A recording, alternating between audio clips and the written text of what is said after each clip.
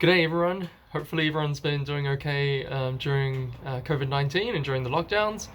This is actually my first video that I've recorded for a little while because everything's been on hold. And I've been looking for a bit of a new project because the alpha is pretty much done. I've got a few more videos to upload there, but pretty much all the work has been finished and I've just been driving it around and enjoying it. So I probably should do a proper review video at some point as well, but I haven't quite got around to that yet, especially during lockdown it wasn't really possible. But what I did find during lockdown was another project that I could work on in my spare time. So I guess I was a little bit bored and I thought, hey, I should buy another project. So I'll just show you around this new project and then you'll see what it is. So we'll come out of the garage and then I'll take a bit of a walk around the car for you. Yes, that's right everyone, we have an AMG sitting in the garage.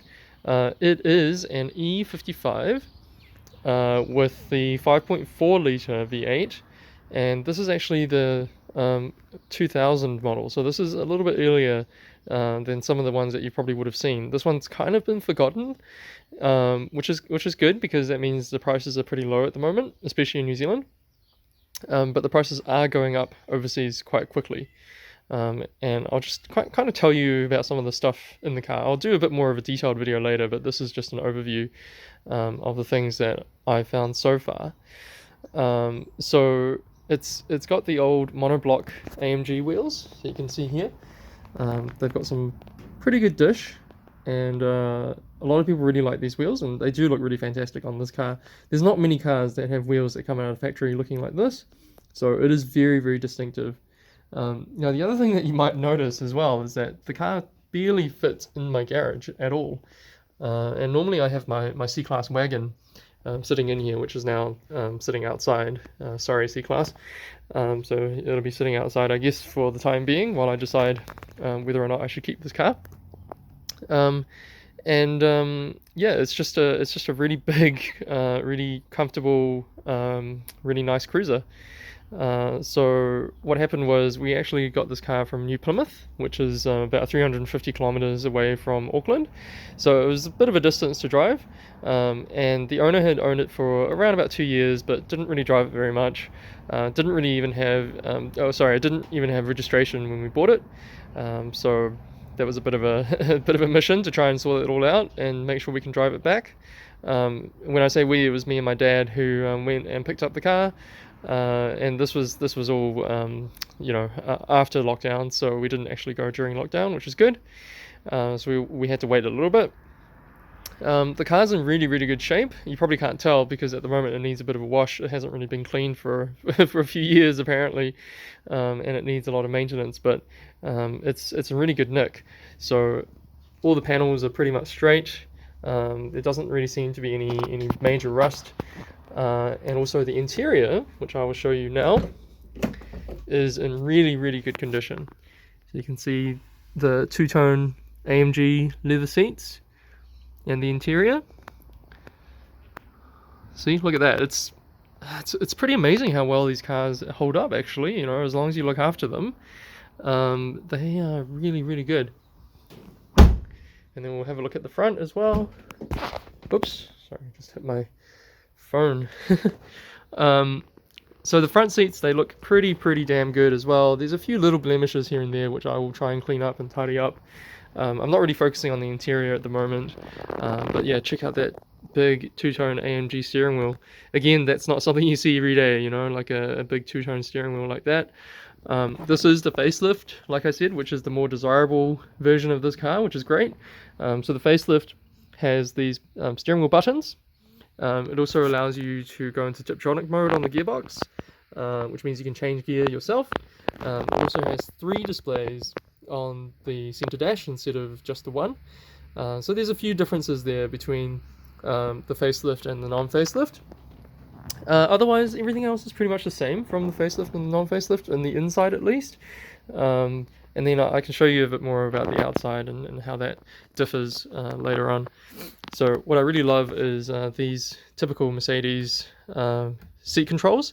So you've got the adjustable seats. You can also adjust the headrest right here. This is for the steering wheel. and then these buttons allow you to save your settings.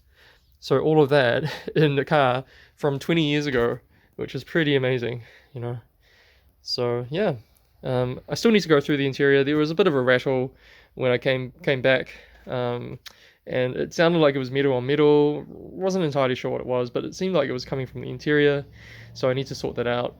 And I'm going to pop the bonnet and show you what's under the hood. Alright, so like I said before, this is a 5.4 litre Mercedes AMG V8.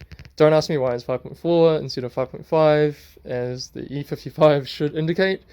I really don't know why that is. If someone can comment and let me know why. Apparently it's historic reasons, but you know, they have even numbers as well, like C36 and C32.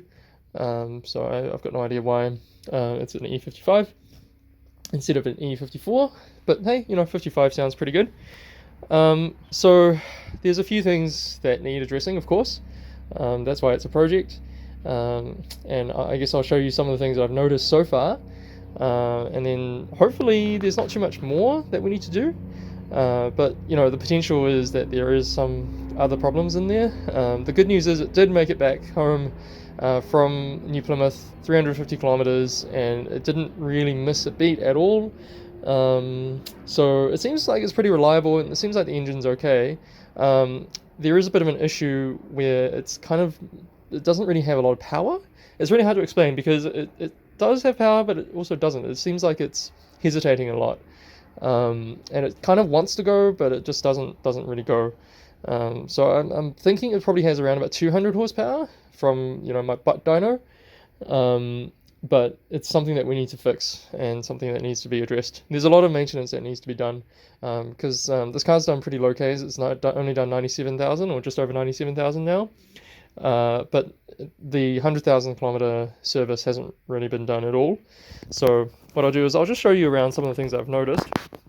So one of the first things I noticed was that there's actually, oh sorry, I might have to turn the light on.